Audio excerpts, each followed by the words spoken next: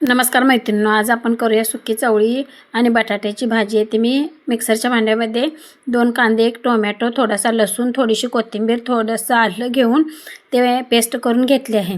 येथे आपल्याला झटपट अशी चवळीची भाजी करायची आहे. येथे मी कढईमध्ये 2 पळी तेल घेतले आणि त्याच्यामध्ये जिरं टाकून घेतलं आहे. तसेच जिरं चांगलं फ्राय झाल्यानंतर त्याच्यामध्ये मी घरगुती लाल तिखट टाकलं आहे आणि हे मिक्सरला बारीक केलेला सर्व मसाला टाकून तेल सुटेपर्यंत परतून घेतला आहे. आता ते तेल सुटल्यानंतर त्याच्यामध्ये चवळी बटाटा शिजवून ठेवलेला टाकून घ्यायचा आहे आणि एक 10 मिनिटासाठी आपल्याला हे झाकून ठेवायचं आहे. जर माझे व्हिडिओ आवडले तर व्हिडिओला लाईक करा, शेअर करा आणि चॅनलला सबस्क्राईब करायला विसरू नका. आणि येथे आपली चवळी बटाट्याची भाजी तयार झाली आहे. येथे आपल्या टिफिनसाठी मस्त अशी आमटी केली आहे. तशीच चवळी बटाट्याची भाजी, मसाले भात आणि चपात्या केल्या आहेत. आणि येथे आपले डबे भरून तयार आहेत. तर भेटूया पुढच्या व्हिडिओमध्ये.